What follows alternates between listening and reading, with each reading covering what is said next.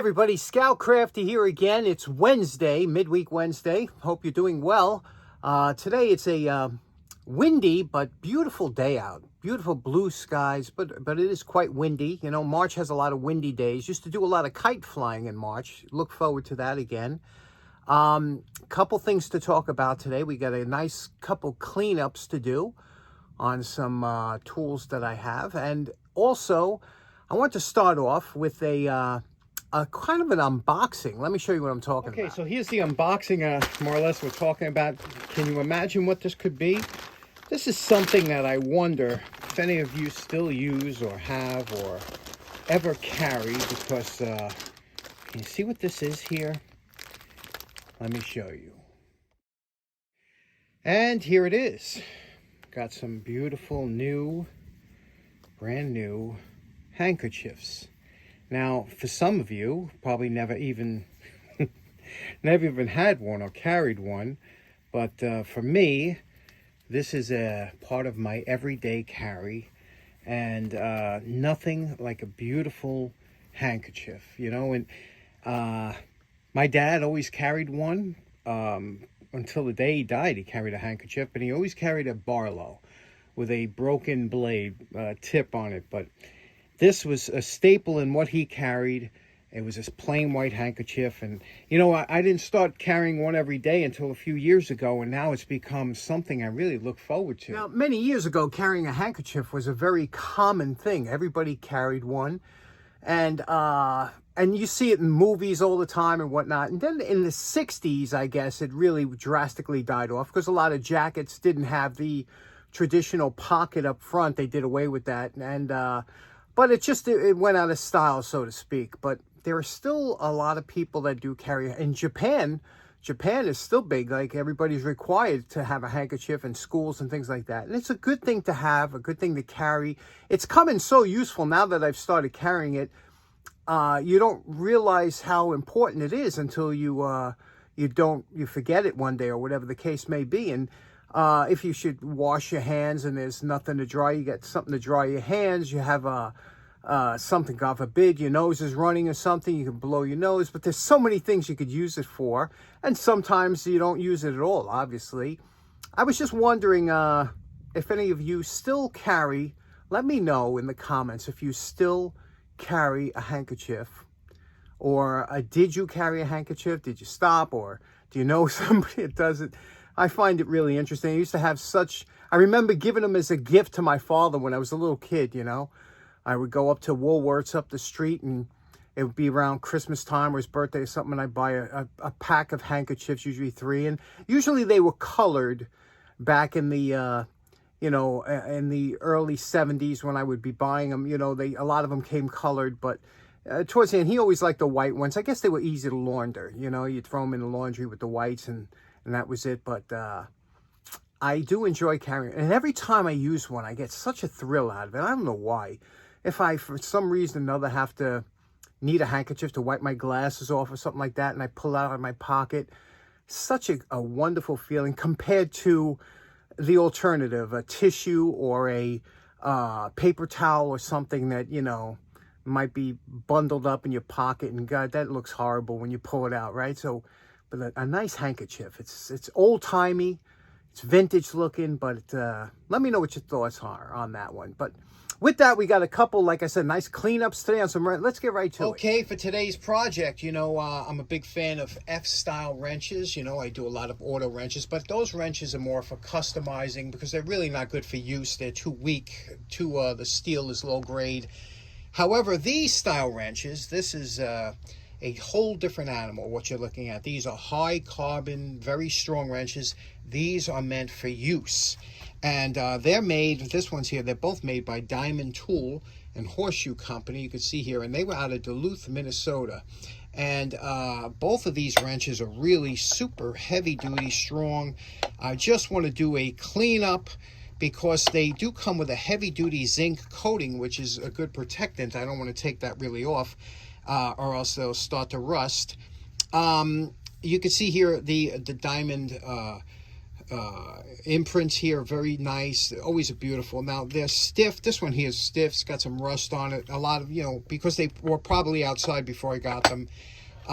It's almost like a galvanized finish, However, we'll clean it up. We're going to try and take it apart, clean it, lubricate it, and I'll show you why these wrenches are so much better than the other ones. And you might remember this one here because I did a wrench like this for my good buddy Dave Engels from Engels Coach Shop, and I sent it over to him a long time ago. But this is a really wonderful wrench to use, and they are very strong. Let's get right to it. Now, whenever taking these apart, the first thing you're going to need is a screwdriver that has a narrow profile to get into that hole and get there. You can see there's a screw in the bottom there.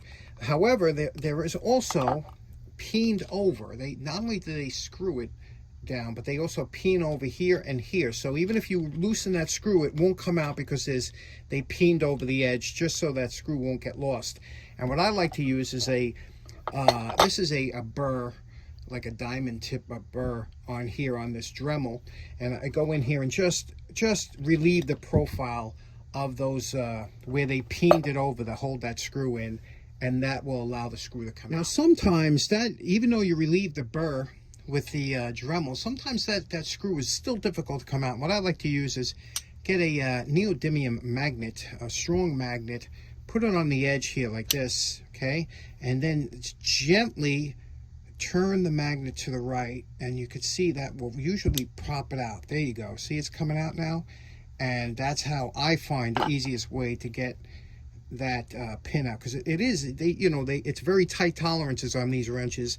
Even when you get that burr, you don't want to keep digging it out, and that will come out just like that. Now here's something I thought was very interesting. When I was just taking this wrench apart here, this is the way this came out. It had the spring mounted towards the top. Now that's opposite of the way this is supposed to go, and I'll show you why later.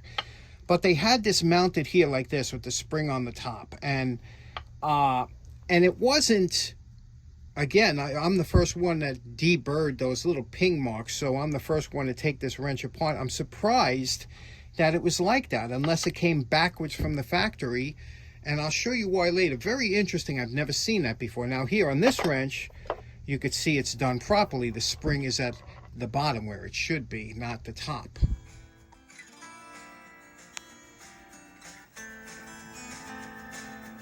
Now, when you're going to do restorations, inevitably you're going to run into holes or pockets that have rust inside. Like this one here is a perfect example. You see that there? We got to get that out of there. Now, the best way I found to do it is to purchase a set of these brushes from Amazon. They're the steel. They come steel and brass. This one was a set of both, and they look like this. They usually have a loop at the end. So what I do is I take my nippers here and I cut off the end of there, and then I mount it my drill press, and these come fantastic for getting inside of here, also inside of the this knurled area here. There's probably going to be a little corrosion. Anywhere that you need to get into hole areas, this is great. Now this is not for the safety Sallies. they usually have a baby when they see me doing something like this, but now this is going to spin. Sometimes it'll wobble because it's so long. Don't panic, okay? You have it on a slow speed, and what you're going to do is you're going to touch it here. I know you're touching something that goes against everything it tells you to do, but turn this on.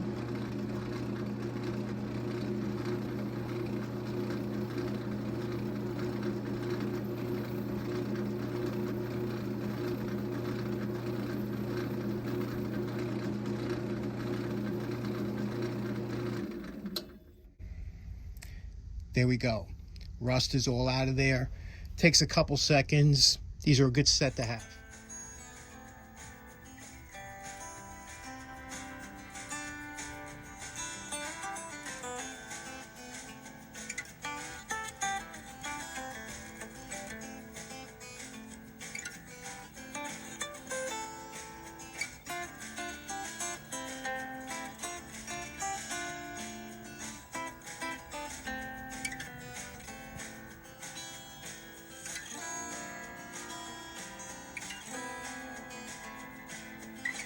Okay, here are the post-wire brush evaluation. All the rust has been removed. We've gone in all the insides here both inside and out of all the tubes and everything. All the rust is gone. Now, here's where you decide what you want to do. Remember I told you that when you have an original finish like this that's, I don't know, zinc or galvan or whatever, it's a protection against rust. So I try to keep it as much as I can, you know. But when I deal with a lot of rusted out, totally messed up wrenches, then I take it down to the Bastille because in my area I could deal with it. But over here, if you notice, this one here looks good except the handle.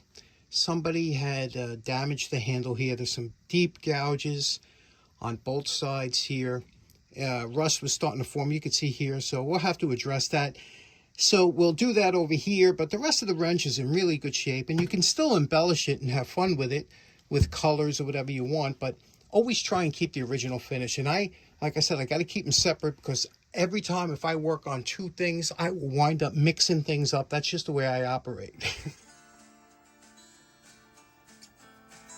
Last up, one thing that's important to do when the pins are outside of the wrench, polish them up. It only takes a couple seconds, but it really makes a difference in a silky smooth wrench. Okay, you know my favorite part. Remember what these two diamond adjustable wrenches look like before we started. And we're calling this project done. Now, as you can see here, we left them almost identical to the way they come from the factory, except for a little embellishment with the green, but cleaned everything up and went a little extra on the fit and finish on these and how they operate, and I'll show you what I mean here. Now, you can see how smooth these are. These are just, again, these are working wrenches. You got to make sure that there's no burrs or anything on any of these. Cleaned it up. Over here where it had, on the back of the handle here, it had a bunch of nicks and gouges. I took most of them out, almost all of them out, but I left that finish, you know, that kind of wrinkly finish so it doesn't look like it was touched. And again, it is coated with something. I don't know what the coating is on here. I don't know if it's a zinc. I don't know what it is. But over here, I polished up the top here. And, you know, it's a beautiful wrench. And with the green, and I took the top of the letters off. So green is the color for diamond tools. They do have green. And let me show you what I was talking about the spring on the bottom. Now, on many adjustable wrenches, you'll have a spring at the bottom of the knurled adjustment nut to take up the play that comes between here. They don't make it a precision fit, and I don't know why. Some wrenches do, some don't. Now, the worst of those is the King Dicks. The King Dicks have this horrible leaf spring on the bottom here that makes this very difficult to open and close. You know, when you're using it, it really has a lot of resistance there. It's like a leaf spring.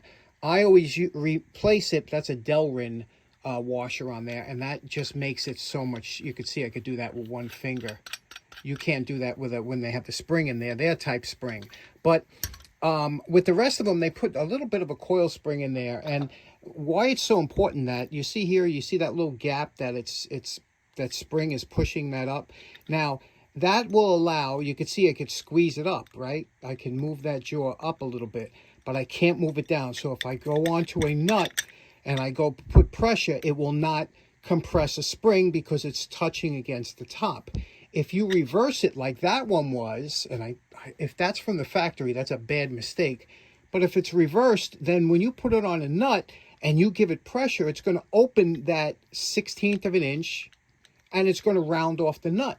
So you always want the spring at the bottom of the knurled wrench so that when you put pressure on it, there's no movement whatsoever. There's only a little bit of movement going up, but not going down. The final test for these wrenches is to make sure that when they slide on like this, that they slide off, that the jaws are totally parallel, which you could see these are. Off and on, very nice. Same with this one here.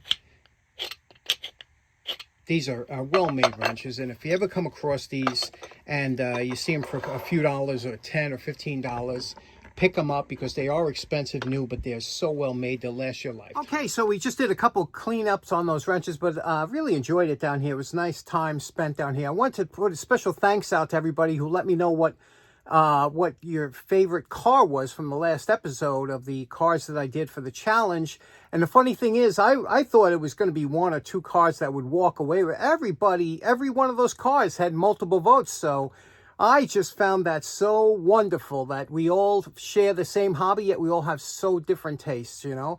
And that's what makes it great. I love the fact that everybody's got a slightly different taste. And that's why I think it's so great when we customize our tools for our own liking. You know, other people might say, you ruined it, but it doesn't matter what it's what you like, right? So that really made me happy. Anyway, thanks so much for tuning in. Hope you have a great day. Take care now. Bye-bye.